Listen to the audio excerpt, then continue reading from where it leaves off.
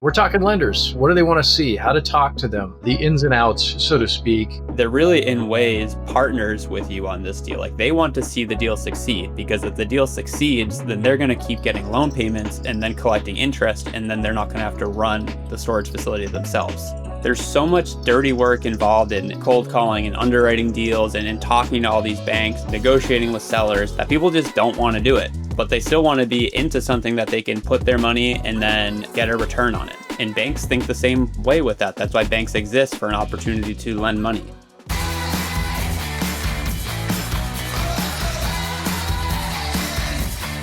Welcome back, everybody, to the Self-Storage Income Podcast. Me and George hanging out today. George, how you doing, man? Doing good, Connor. Excited to be here, ready to talk about another great episode today. Yes. Now, it's a good topic, man, for all you guys. Obviously, I hope you saw the title here, but if you didn't, we're talking lenders. We're talking lenders. What do they want to see? How to talk to them, the ins and outs, so to speak, of that coordination with lenders. It's extremely important that you guys are set up and prepared for success and know what to expect when walking in to have those conversations with lenders, because it's not just going in and fly by the seat of your pants thing. You want to go in, you want to be organized, you want to look professional, you want to be professional, you want to have your ducks in a row, because if you don't, good luck. Yeah, 100%. I think especially too for people who maybe you're on here looking for your first storage facility, like working with a lender can be really intimidating. And so the hope is that, going through this, you can kind of break down some of those limiting beliefs for you to be like, at the end of the day, lenders they're just people, and, they want to help you succeed. They're really your friend in this situation. And, our hope is talking through some of this today, you can kind of learn a bit of the process and how it can, help you get to that goal of buying your first storage facility. Yeah, no, exactly. Our goal here by the end of this is you guys understanding, like George was talking about, the lenders being your friends, being organized, going in and being upfront. That's a really, really important thing as well, where it's like you want to be totally transparent about everything. There might be little things here and there where you're like, that's kind of like a little detail. Maybe I don't need to worry about sharing that. Like, dude, share it all. Like, again, they're your friend, they're your partners. You want to talk through those things with them and help to navigate those things. And want to talk about what lenders are looking for in a property. You as the buyer, what you guys can use to start working on your first deal, some of those different elements there, and just identifying what it is they want. Like, again, the expectation there. So I guess first and foremost, George, what is a lender? Yeah. So like real estate is this an annoying world where there's just like 10 different names for the same thing. So to really break it down, a lender, in other words, could just be a bank. It is someone who is lending you money to purchase, in this instance, as a self-storage facility. And so if you hear someone say lender, they're most likely talking about a bank. There could be private money lenders as well, or other things, but most of the time you're talking about a bank. And so it is a institution lending you money to then purchase a facility. Usually you will bring the down payment, and then they will lend the rest of it, and then that allows you to complete the transaction. Then you have all the spin-offs, right? Like the quote unquote hard money lenders. Yeah. And maybe it's a private party. Maybe there's some individual out there acting as a lender to you. And you're the borrower and they're lending you the capital and resources to go and execute on an opportunity. And one of the notes here that we had is you talked about like the biggest reason people not getting started, like having those conversations with lenders, banks, or individuals, and feeling intimidated. I think one of the examples you talked about, George, one time where I think it was debt service or something, where it was like somebody was talking debt service and you're like, what are you talking about or something? And they're like, oh yeah, like just the payments that you have, like the monthly payments. And you're like, yeah, it's happened a few times for me. And so, yeah, I like Connor was saying, sometimes people don't take the next step in pursuing storage or really anything, because they're like, oh, I have to call and talk to somebody. That's terrifying. And so like the story I have is that I was talking with a lender, and they were telling to me about the injection needed on a storage facility. Right. And I was like, what's an injection? And they're like, a down payment. And I was like, oh, why didn't you just say that? and so like, I think that, we have banks and lenders on this podcast. Like we have Live Oak come on, which we've had them on multiple episodes. We've had other banks on as well too, and we'll list those links in the show notes with Live Oak. But they're just people. Like we have Anna come on, we have Bishesh come on, we've had banks come speak at our events. Like they understand that they live in a different world of lending, that they talk about these things all day long. And one of the biggest things that we try to do here is create an opportunity for you to, one, be more educated on the lending world, but also just connect with these people and realize that they are just people. And that should never be a reason to not get started because you're just like, I don't want to feel dumb or naive, or that I'm going to ask stupid questions. Because, like, I know I've asked plenty of dumb questions, and it's like one of the best things you can do is just like, if you don't know, ask, because more often than not, it's just some acronym or complicated term standing in the way that really, if you probably understand it better than you think you do, it's just phrased in a way that's like unfair to beginners. No, exactly, man. And a lot of times those people, those professionals, they're in that industry for a reason. They like the product, the service, the people they work with, all those things. They like helping people succeed and buy that storage facility, invest in their futures. Like they're actually like eager to talk about those things and to share and educate and to help bring you along the way. Because if you're not set up for success, like they won't be. And you're not going to just know everything. I mean, we were talking to AJ a little bit before the podcast, but like how many times has AJ talked about like not even knowing what a cap rate was for like, a number of years when they Right. first started? They're like, I haven't even looked at that. Like, what the heck is that thing? Like they had a number of facilities before they even like really looked at that or even knew what it was. So it's important, obviously, to be educated and go in and do your homework. Go in and don't be lazy about those things. Get involved, educate yourself like you're doing here, listening to podcasts, taking notes, reading the books, doing whatever, watching the YouTube videos. Become educated so you can have good and productive conversations. But heck yeah, man, if you don't know something, by all means, just ask. Like it's so helpful for you to be able to put puzzle pieces together as opposed to trying to like figure it out or not knowing and not asking the questions. So don't be afraid, man. Just ask the questions. People are friendly. And honestly, if somebody gets upset because you asked what something was, dude, probably not a great partnership anyway. Yeah. So we just hit on, what is a lender and what do they do? So the next is how do you find a great lender? And this is really, unique to, I guess, any real estate asset, but for the sake of storage here, like we really encourage you to look for lenders who know self-storage, because storage is such a unique asset class. And if you don't understand it, if you're working with a lender who doesn't understand it, they may not see the same opportunity that you're looking for. And so there's plenty of different banks or institutions you can work with, whether it's a local bank or, a more regional or whatever, a larger bank. But knowing that they've done storage can be really helpful for you. So that way you're not having to totally, again, with AJ, he's talked about times where he had to actually educate the bank on the opportunity that he was seeing there. And that still might happen if they know storage, but it's going to be a much easier conversation for you to be like, here's the value add that I'm trying to create. Here's the current financials on the facility, and here's the projections that I know that I can get it to based on the market data and the competition that I'm seeing. That conversation is going to be way more fluid if you're working with a bank that knows storage and has lended on storage before. 100%. And they'll actually be able to know what reality is and isn't, and also help like navigate any negotiations that might be happening, where you've got a seller that's trying to sell something that, like way outside of the realm of reality. It's like way overpriced or whatever.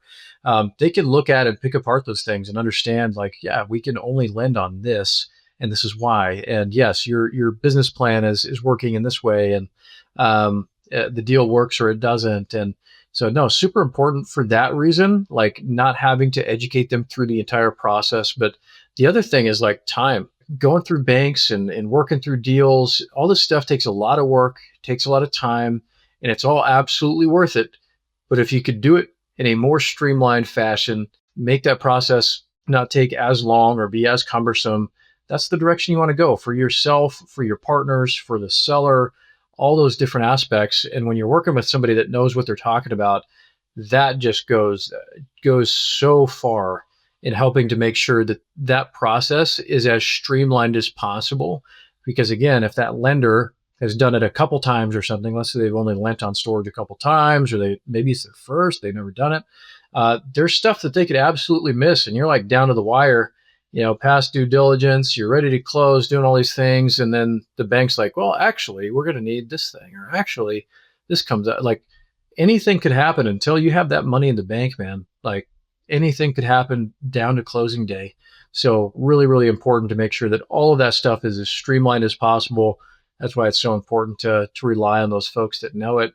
And then two, not relying just on one lender. That's another huge piece here. It's kind of like not relying just on one contractor when you're getting a bid to have your roofs redone at your storage facility, or the asphalt, or your HVAC systems, or whatever. You want to be able to get a number of different proposals, hear a number of different solutions, and figure out what is going to best fit you and your investment goals, your business plans, and an overall partnership. You want to make sure that, yeah, you guys have a good working relationship, all those things, because you might find out you're talking to a certain lender that's just, they communicate way too much, or they ask for like there's or not enough, or there's some kind of personality clash going on, or there's maybe some terms that aren't as good here as another bank, like any number of reasons. But super important to make sure that you're shopping those lenders for sure too. Yeah, and I think too, as far as like the tactical side of like finding them, like if you're looking for a facility in an area, like go see if there are local banks in that area that have lended on storage, or there's other banks that maybe are looking for an SBA loan, and then try to find someone who specializes in SBA loans, and so depending on the type of loan that you're looking for, that's going to have an impact on it as well too. And if you don't know, that's okay. Like if you're just getting started, you're not necessarily going to know like, well, what type of loan do I need? And so like that's where working with banks that know storage, you can at least communicate with them. I think it's perfectly fine to reach out to a bank and say, hey, I'm working on this deal. Here's my underwriting for it. Let me know what you think here. I'm not saying all banks will get on the phone and talk with you or respond to you on that, but there's multiple out there that are more than willing to help you, because the way banks make money is by closing deals. And so they know that they need to help do that front end work to get that to the finish line. And if they can help educate new people getting into the industry, then it's going to benefit them in the long run. So it's not there. Don't think of it as them just like doing you a favor. It's how they ultimately are able to then lend money. So it's part of what they want to do. And so they know storage. It's much easier for them to, be able to work with people getting started as well. Are you a new self-storage investor and want to know what that facility is worth, what the risk is, how to underwrite it? Well, that's exactly what we do in a feasibility study. A feasibility study, we actually look at the market for you. We look at the finances, the underwriting, we show you where the upside is, the downside, and all the risk. That is actually what you can provide to banks to get capital and investors. It's a big worksheet which most banks actually require. So if you want to know what a storage facility is worth that you're looking at, come to us, follow the link in the show notes, and we will tell you. You mentioned something a second ago, Connor, too, about the timelines and the negotiation aspect.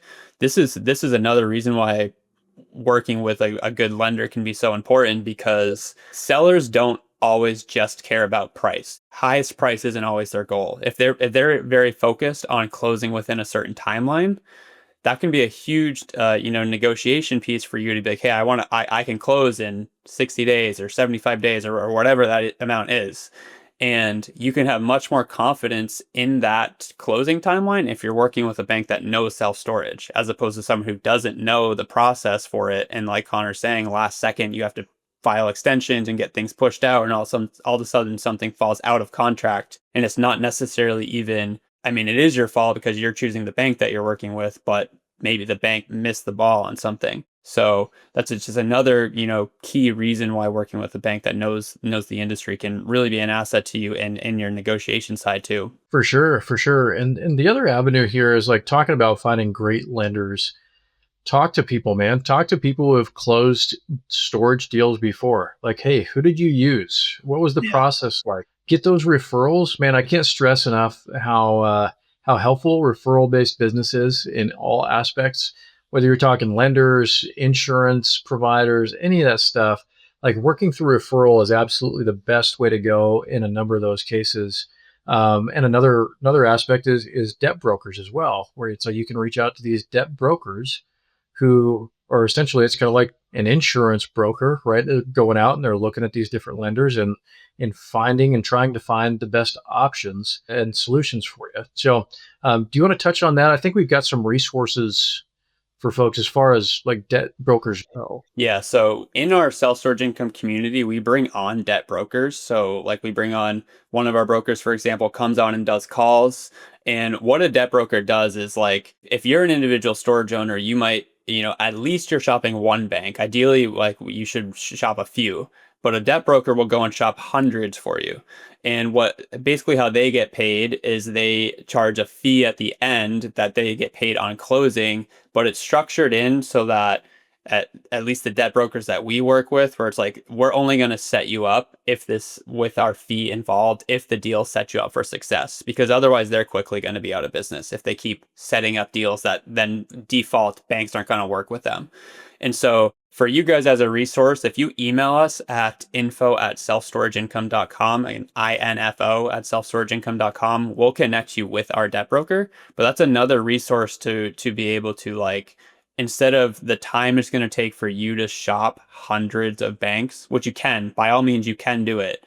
But working with a debt broker saves you that time and you only pay when you buy a deal. So really great resource for finding lenders without you having to do all of the front end work of finding all the banks out there in the whole country. Let's talk about like the next step. Like, what do those lenders really want to know? At the end of the day, you kind of alluded to this, where the lenders, like, they make money by lending. They're loaning money out, they're charging interest rates. That is literally like the business model of banks. Taking people's money, they keep some of it, but they're lending this stuff out, making money on interest rates. What are some reasons as to why lenders, like, what do they want to know and why would they lend on storage? Yeah, for sure. So first on why would they lend on storage? So if you're new here, you're maybe hearing this for the first time, but throughout the years, we've said this on the podcast so much, self-storage is one of the lowest defaulting real estate assets. And what that means when a loan defaults, that means that the business failed and then the bank has to then take over ownership of the facility. And banks are not in the business of running storage facilities. They don't want to do that. Banks want to lend money. And that's why if you compare self-storage to, say, the restaurant business, restaurants have a high default rate, especially relative to storage. And so that's why banks like storage, because it generally fails less often. Doesn't mean it can't fail. It is not fail-proof. It's not recession-proof or anything. It perfectly well can fail, but the numbers show that storage defaults less. So when you think of, working with a bank, they're really in ways partners with you on this deal. Like, they want to see the deal succeed, because if the deal succeeds, then they're going to keep getting loan payments and then collecting interest, and then they're not going to have to run the storage facility themselves. So really they're only going to lend to you if they see the investment as a success. And so like as we dive into like some of the actual minutia of what they want to know, that's the overarching theme, is they're like, how is this an investment for our institution that's going to lead to us profiting from this and not having to take over and manage this from you? Mhm. And so Connor mentioned this at the beginning of the show, but like that's why banks are so big on honesty. Like they want to know everything up front. They want it about both you and the facility. They want to know the potential issues, the risks of this. Like, the best thing you can do if there's potential downsides is address them up front and your solution for it, before they come and ask you and you're like, I don't know. And so I share a story that, again, I mentioned Anna earlier, but she talks about someone she was working with who they were going through the loan process, and she asked, one of their questions always is like, have you ever had any bankruptcies? And the lady responded no. And then come to find out a few months later, they found out that she did have a bankruptcy. And then Anna's like, well, yeah, we're done here. You straight up lied to me. How do I know what else could be missing from this conversation? And so Yeah. it's really important that you're communicating openly about the pros and cons of the situation that you're in. because, banks are going to do their homework before they wire you hundreds of thousands or possibly over millions of dollars for this transaction. They're going to find out. So you're way better off being upfront in the beginning. And that's where like the being educated part comes in, being able to look at these deals in a strategic way and build that business plan and be able to actually communicate that as well to the banks and show them like, hey, this is what's going to happen. This is how things are going to go. And yes, here are the risks. Like, and here's how we can potentially mitigate those things.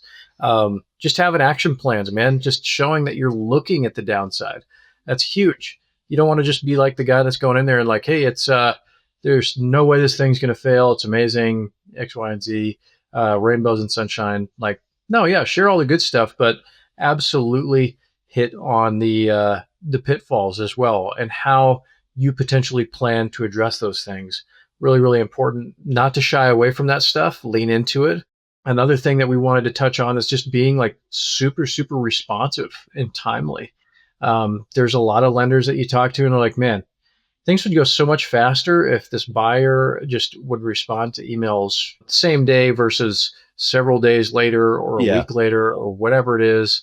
Like if you're this far in the process where you're talking to lenders, you've got this deal, you're going through the process of securing your funding and financing, dude, get those responses. Like that is a top priority because so many of these things take time. You don't want to take more time than you have to, and you don't want to waste people's time either. You want to build a reputation to show the bank, the seller, your partners and investors, anybody that you're working with that like you're here to execute, like this is serious to you. It means a lot.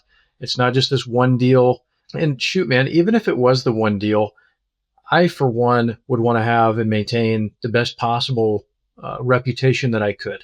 Whereas like I'm responsive, I'm organized, I'm getting people the information that they're asking for the first time. And it's not like this, issue for me to go and do anything for them. Like, again, they're on your team. They're there to help you out. Like, do the same thing for them in return. So important for you guys to do that. And the other thing, like talking team, this is something that I thought of as well during one of our recent like one-on-one coaching calls I had with one of our clients. They're kind of discounting like their experience. Like, dude, I don't have a facility. I don't have like any of this stuff. Like, how am I going to go and like convince somebody, an investor or a bank or whoever to like give me money, quote unquote. And I hit on a couple things, like shifting the mindset from giving money to somebody or getting money or whatever that is. That's not what it is. You're allowing others to participate in an opportunity alongside of you. You're providing opportunity to invest to help that individual achieve some financial goal, whether that's tax benefits or if that's some kind of return, whatever it might be. So you, for one, shift the mindset. You're not asking for money. You're providing opportunity. And then two, if you are working with people, within self-storage income, or you're working with a certain tax professional that's in storage or a bank that's in storage, whatever that might be, don't discount the value of those things. And by all means, share it. If you're talking to a lender, if you're talking to an investor, like share who your team is. Like say, hey, I'm working with this group or I'm a part of this group or have this thing going on, or here's the bank I'm working with and they specialize in doing this thing in storage. Those things can really go a long way when you're having conversations with lenders, you're having conversations with investors and those things. So use that to your advantage. Like you don't have to layer it on and pretend like you're, the next whiz bang freaking self-storage investor or whatever it is. Like, you don't have to over embellish for any of that. It's just being straight up and honest and about who your team is, like who you're working with and what resources you're putting together to truly go out and execute. I just want to double down on some of that because it's really important for people. Like first, the limiting belief side of it is thinking that you're just asking people for something. Like if people are interested in doing these things or being a part of storage or in investing in general, like there's so much dirty work involved in cold calling and underwriting deals and in talking to all these banks and negotiating with sellers, like that people just don't want to do it. But they still want to be into something that they can put their money and then get a return on it.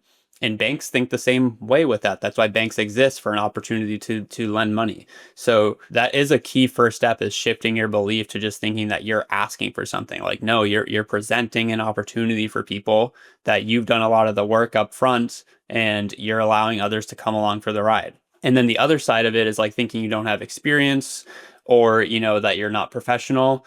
Like, one of the easiest things you can do if you're new to look professional is be organized and be timely in your responses. Like, if you can show that if someone sends you an email and you're going to get back to them, like, the faster you can, the better. But like, if you can show you're responsive, like, banks are going to recognize that, because they have seen the other side of deals fall through simply because someone can't respond to an email or a phone call in 48 hours. So like, just get back to it quick. If they ask you for something, find it and get it. And we're going to go through some of the actual resources that you need for the documents beforehand. So like, take note of that, and have those prepared. Like, banks will recommend, like, have a folder of your tax returns and these documents handy, so that when they ask, you're ready to go. Mm-hmm. And then the last thing that Connor said is, like, most of the time you're not doing it all by yourself. Even if you don't have partners, you might be part of self-storage income, or you're connecting with other people in the industry, or you have a CPA. Like, let the banks and institutions know that it's not just you saying, like, hey, look at this great deal.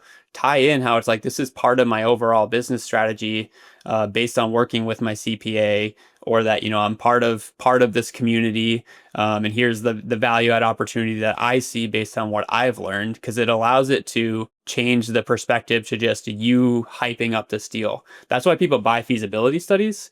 And so what a feasibility study is, it's a third party analyzing or underwriting a deal. And so we offer feasibility studies. You can reach out to us if you want to learn more about that. We'll add a link below. Other institutions offer feasibility studies as well, but it's an objective view at the same facility, as opposed to saying, like, here's my underwriting, here's how great it looks. It's like, no, here's a professional team that looked at this deal, that has no stake in whether it actually succeeds or not. So here's a way for a bank to look at it from a different lens, especially if you're brand new and it's your first deal and you're intimidated by, like, why would they listen to me? I have no experience. Mm-hmm. No, exactly, man. No, hit the nail on the head for sure. You talked a little bit about this. You said something about having, being organized with the tax Yeah. returns and some of those things.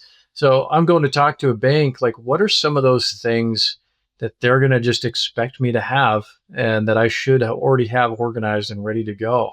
I know we've got a good solid list here. Yeah, 100%. So there's a key difference when you shift from looking to buy residential real estate versus commercial real estate. And so if you're in residential real estate, a bank really doesn't care about the asset itself. They just want to know, like, hey, can you afford to pay for this thing? They're going to look at your debt to income ratio, and they want to know, like, what type of income do you have? What debt payments do you have, and can you afford the loan payments? And that's really it. The difference, and really the cool thing, the opportunity that we think with commercial real estate and storage, is banks care about the asset as well too. They want to know, what's the business plan? How is this thing going to perform? Like, what is the upside to this?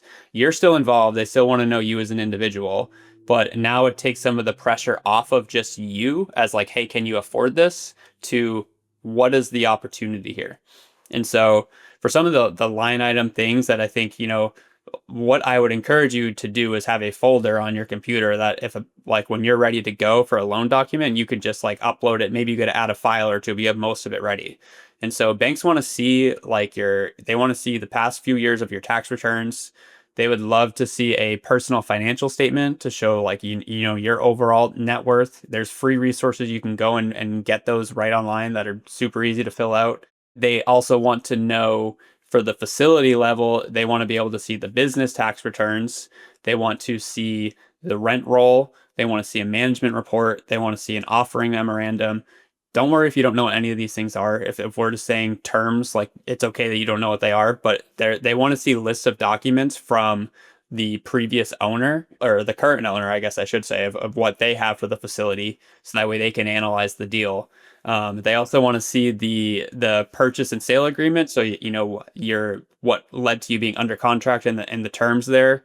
They want to see the underwriting. They want to see your business plan, and they want to see your pro forma as well. So, like, what are you going to bring this to in 2, 3, 5 years from now? So, when I list it out like that, it sounds long. and there is a lot of documents to this, but you can think how much harder it would be to be like, oh, I'm under contract. Let me go find all of these things right now. Do your homework now. Again, especially if you're new, to be like, hey, look, I got all of my stuff ready. I'm ready to go. Here's everything so I can start my loan application. And it just shows that proactiveness right out the gate. Yeah, and then you'd mentioned the personal financial statement. Like that for a lot of people can be something that takes a lot of time to put together, to figure out. You're like, wait a second, okay, I got to figure out how much I owe in my house and how much equity I have and how much, we've got in the bank here and here and here and, figuring out all those things. So it is an exercise to go through. And yeah, man, if you can do those things sooner rather than later. And I think some of that stuff stays valid for a number of months as well. So it's not like you have to do it like immediately as you start talking to a lender or have something under contract. You can have that personal financial statement done and it can stay valid for a number of months and stuff. Yeah, no, all really, really good stuff to know, man, and to have on hand, both like yourself and that information that you're requesting from the seller. Like a rule of thumb that is just kind of standard that we would use. You want the last 3 years of the facility's performance. You want to see the P&Ls, the balance sheets, cash flow statements, all those things to be able to analyze those things and verify that what is being said is happening at the facility actually is, that there's not any weird random things happening on the balance sheet, and be able to make sure that you've got a good solid business plan. And again, the bank's going to want to see a lot of this stuff too. And we're going to want to also like have their eyes on these things because again, like they're lending money, their goal is to go out and get a return just like you guys and invest in something great. So they're going to be doing their due diligence and making sure that that's, as best as they can possibly make sure that thing's going to be successful. And then one of the other things, man, your business plan. What is the business plan going to look like at a granular level? There's so many different, like George mentioned, like free online tools and templates. Go and check out business plan templates. Use a freaking AI platform or something to put together some kind of outline to where it can just outline a business plan, like what your goal is going to be with that facility. Like you're going to go in, put some signage up. You're going to get a website because it doesn't have one.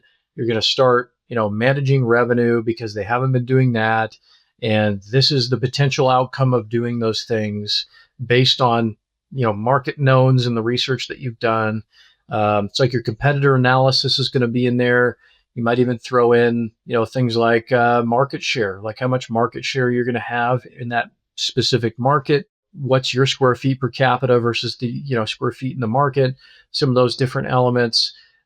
Just really important stuff. It's going to be not only required by the bank, but it's also going to help provide you guys a ton of insights on what areas to prioritize and execute on once you actually acquire the facility and start moving. Yeah, the business plan is so critical. That's telling the story to the bank and to you and your team is like, where are we trying to bring this opportunity to? Because there's so many storage facilities out there, but the business plan is unique to all of them. Like one facility might be what Connor's saying. It's like maybe it's in a rural market. You're going to update signage and you're going to come in and be the best competitor in town, and you're going to utilize remote management, and you're going to have very lean operations, and you're going to make sure, everyone's right now just paying cash payments. You're going to get them all into auto pay. And like, that's one business plan. You might have another facility that's in a growing market that is right next door to extra space in these REITs or real estate investment trusts. And you have major competition. And that's going to be a very different strategy that you need to implement as opposed to in a very rural area. And so like that's the great thing about a business plan is it allows you to paint this idea to the lender that they're not going to have insight on by just like, here's an address, look at the facility, help me show how this is going to be better than it was yesterday. And that's why too, like the underwriting, if you just show someone underwriting, that gives you no insight to the full picture because it's like, you don't know what shape that property's in. If you tell me a facility has an NOI of, $100,000, it's like, is it gravel? Is it paved? Does it have a fence? Does it have, a website? Like without that context, you don't actually know the full story of what that facility can be. Exactly right, man. No, it's so true. Like figuring out, it's like the underwriting is the expectation, but like the business plan is like the plan to achieve those things and really connects the dots between that. And dude, talking underwriting, banks have like a freaking golden rule, man. They've got this one thing Yeah. that is like the thing that they've got to know and verify. And that's the debt service coverage ratio. And what is it, George? It's like a 1.25 or something currently that they're looking for. Yeah. Yeah. And so that number can change, but so your debt service coverage ratio, Connor and I did another podcast on, I think it's called the 6 numbers we look at for underwriting. You can go look at it in the show notes, but we dive into debt service coverage ratio and a bunch of other topics on underwriting in that episode. But your debt service, or DSCR, you might hear it called, it's your net operating income divided by your loan payments, and that equals the DSCR. And so if your NOI and your loan payments are the same number, then your DSCR would be a 1. And so banks want to see a 1.25 when your facility is stabilized, or basically once you've gone through 2 to 3 years of your value added strategy. And so then, in short, they want to know, like, can the cash flow from the facility pay for the loan payments and then have money left over, so that way if something, goes wrong, there's reserves built up. And so the great thing about that is that it's an objective thing that banks look for, that if you're getting emotionally worked up over how great of a deal you think it is, and you're at risk of overpaying for a facility with a seller that you're going back and forth on, that debt service is, kind of a landing point for you to be like, well, how can I objectively get to this number? And then on the flip side, it can be a great negotiation tool for you, which, Connor was mentioning earlier, how banks can be that resource for you anyway. But you could be working with a seller who wants to sell their property for $1 million, and you think it's only worth 700,000, but you don't want to offend them. And so you're like, hey, I would love to offer you $1 million. I get this is your baby. You've owned it for, 2 decades. I would love to offer you that. Unfortunately, I'm working with a bank, and they need to see a debt service coverage ratio of 1.25. So based on what they're showing me, I can only offer you 700,000. And so really you're blaming the bank there, as opposed to just saying, like, dude, there's no way your property's worth $1 million. Sorry, it's just not the case. You don't have to say that now. You can blame the bank. Yeah, no, that's a really, really great way to go about it.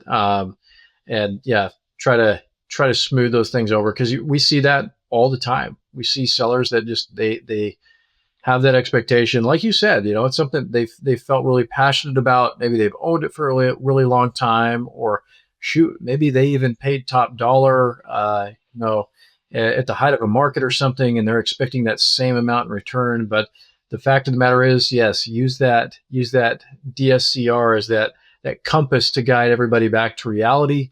Because again, that's what the banks are going to be using, and what's going to be so important to them, to make sure, like exactly like what you said, not only can the debt be covered and those payments every month be coming in, like, is there something left over? So really, really important stuff. So, dude, I love that. It's all really, really important things for everybody to know as they're diving into it. And Google any of that stuff. Really go in and dive in and understand what those are. Because again, once you go to the bank and you start talking about the debt service coverage ratios and all these different aspects, they're going to be like, okay, like, these guys have done their homework. They know what's important to us. And that is huge. So let's talk about, like, I'm going in, it's my first deal. Maybe it's my second deal, whatever. I'm still super new to self-storage. Like, what are some things that are just some key takeaways for newbies that might be something that they should consider and really think about? I know one thing we talked about earlier was like the team. And it's in the same conversation, actually, now that I'm thinking about it, with this individual I had the other day, where they were talking about, like, who's going to lend to me, kind of a thing, and all this stuff, where it was like, dude, this individual had been a business owner for decades and had all this entrepreneurial experience. Don't discount that either. Like, that transferable experience from owning and operating businesses, building teams, managing people, putting puzzle pieces together. You can't discount those things. Whether you've been an entrepreneur, you've had a W-2 career that you've worked in for a number of years, those things are super beneficial. If you've managed people, if you've built campaigns to market something, or you've helped with events, like anything that you've ever done as an adult applies in some way to you owning and operating a storage facility. Yeah, it's incredibly important when you're buying your first deal, for sure. Like, banks want to see It's the phrase they use is transferable experience. And it's very easy if you're buying your second, third, or fourth deal. You're like, hey, I already own one, so that's my transferable experience. But that doesn't mean you don't have that for deal one. And so Connor already mentioned a few, like self-storage is not just a real estate asset, it is a business. There's a lot of operations involved with it. I'm not going to go on the rant today, but Connor and I like to, talk about how storage isn't as passive as you think. Yeah, don't get me started. Yeah. But if you've owned a business, like you get that, and banks can see that transferable experience there. And if you haven't owned a business, maybe you've been an operations manager, or maybe you've been in marketing. Like there's a lot of marketing involved in attracting customers for storage. Another like common question we get in buying deals is like, should I buy or build for my first facility? And it's like, well, that depends, because the easy response would be to buy an existing facility because it's already got revenue and you're, improving what's already there and you're focused on operations. But we've seen plenty of people come in where they, maybe they built spec homes, or they had a construction company. And so they came and wanted to build their first one because they saw an opportunity.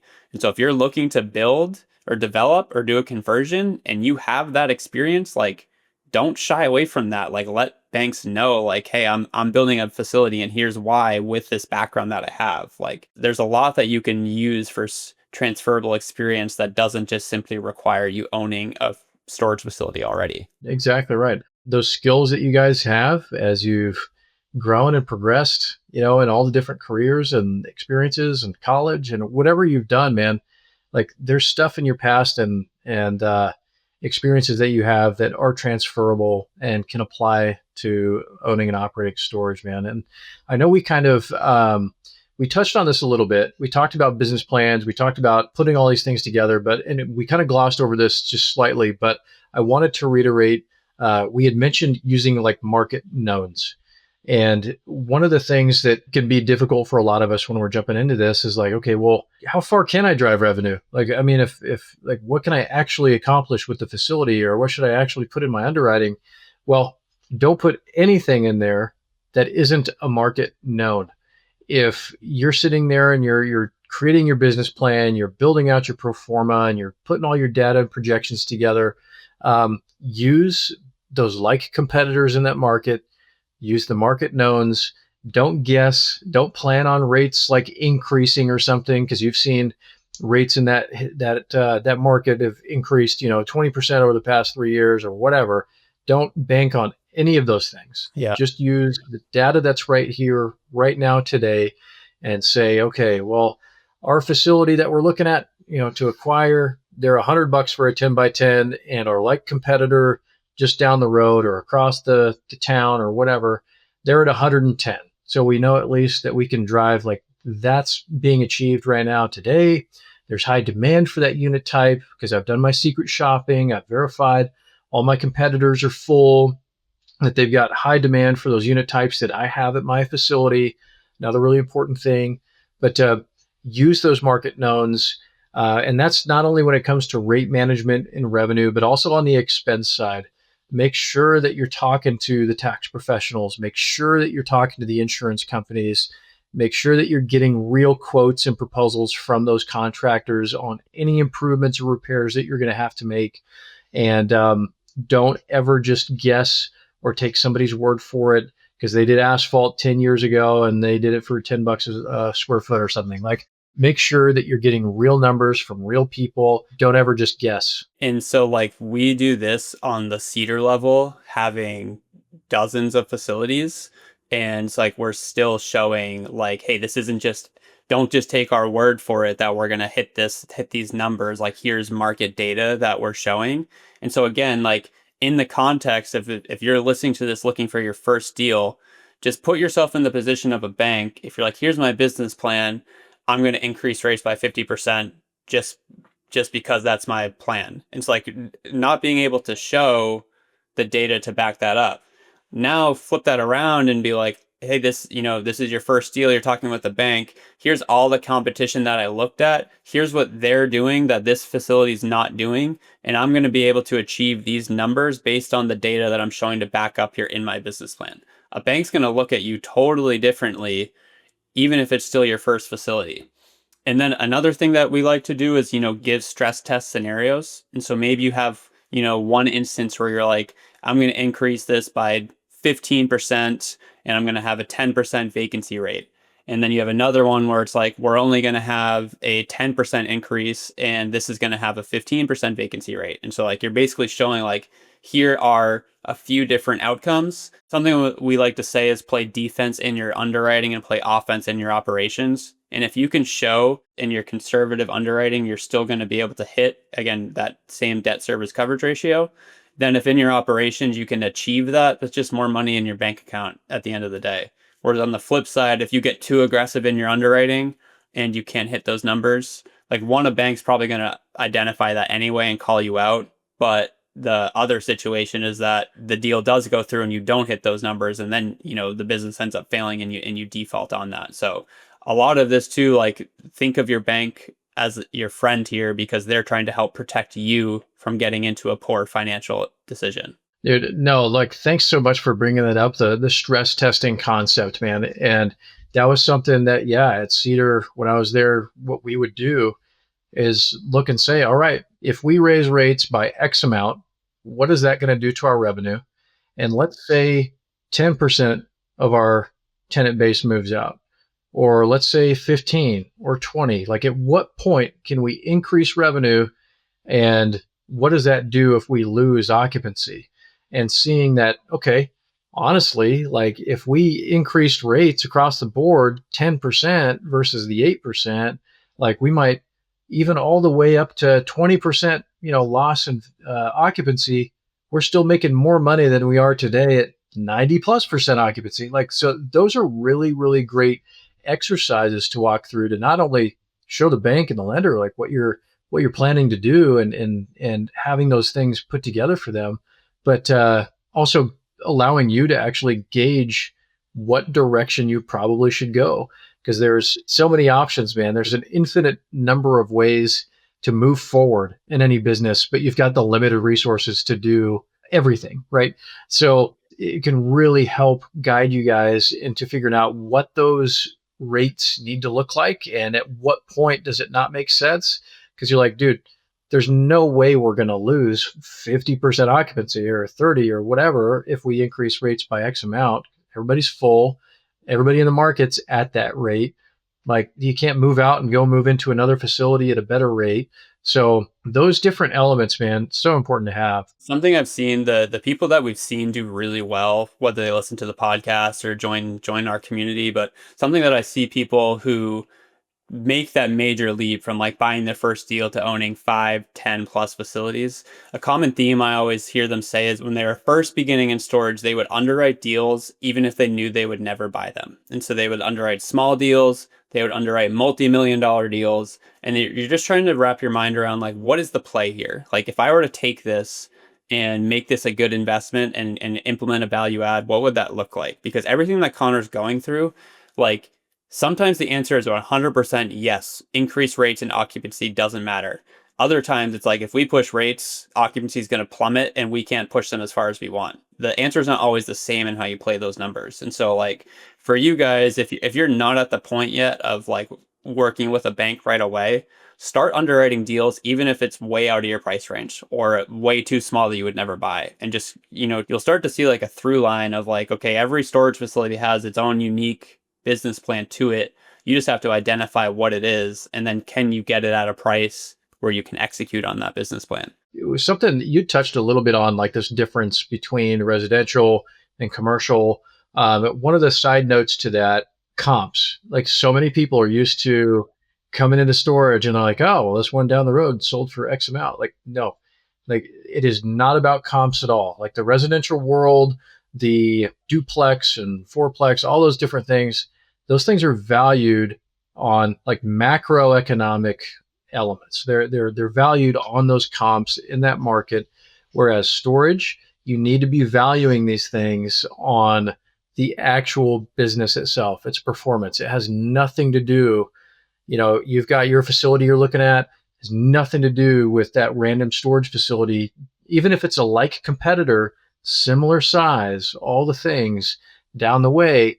Like, those things do not matter. It only matters as to what's happening right now today with that specific facility and the value that it has. When it comes to the valuation side, it has nothing to do with the comps. So let go of that as best you can. I know it's difficult, but it's one of those things that I've seen come up time and time again where people are like, oh yeah, like I keep forgetting. It's like you're valuing the business and not like the comps around it, you know? Yeah, it's really important too, especially for people who maybe you've owned a few rental properties and you're like, hey, I'm sick of dealing with broken toilets and I want to shift into commercial real estate. If you own a duplex or any type of residential, if you come in and you renovate the property, you update the kitchen, modernize the bathroom, and you then ultimately you get more cash flow, you increase your rent over time.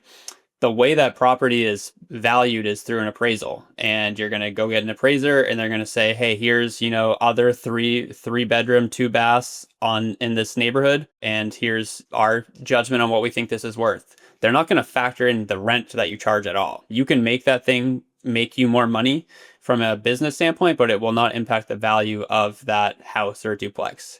Whereas with a storage facility, it'll look at intrinsic and extrinsic value. And so something that you may have heard AJ say time and time again, if you listen to the podcast for a while, is we never expect the market to make us, but we always expect it to break us.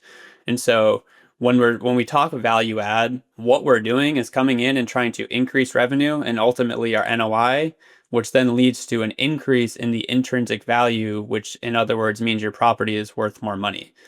And then on the extrinsic side, maybe the population is growing and businesses are coming in and it's getting, demand is up. And so now you're benefiting from the extrinsic side of the property as well. If you get both of those things right, intrinsic and extrinsic going in your favor, that's when you can get really incredible investment returns for storage. But the important thing is that extrinsic is outside of your control. You can choose what market to invest in, but once you're there, you have no control over whether people move to that area, whether household income goes up. On the downside, you have no control over if a brand new storage facility comes in right next door and they double the square foot per capita to it. So that's outside of your control. But the intrinsic side of, can you increase revenue? Can you keep control of your expenses? Keep your property in good shape, like that has an impact on the value of your facility. And so to tie that together, that's one reason we really love storage, is because you have control over the value of your property, which is very different than if you go and increase rents at your duplex. That rental increase isn't going to increase the value for you. Exactly right, man. No, so many wonderful differences between residential and self-storage. We could talk on that all day, dude. One of the things I want to know, though, I want comments from people down below. I want to know what's helped them get their deals across the finish line when they're working with lenders. When they were working on a deal, like what hurdles did they impact or come across, and how did they navigate those with the lender? Like, how did they get those freaking deals done, dude? Because this is another thing we talk about all the time. Like, you don't find deals, you make them, right?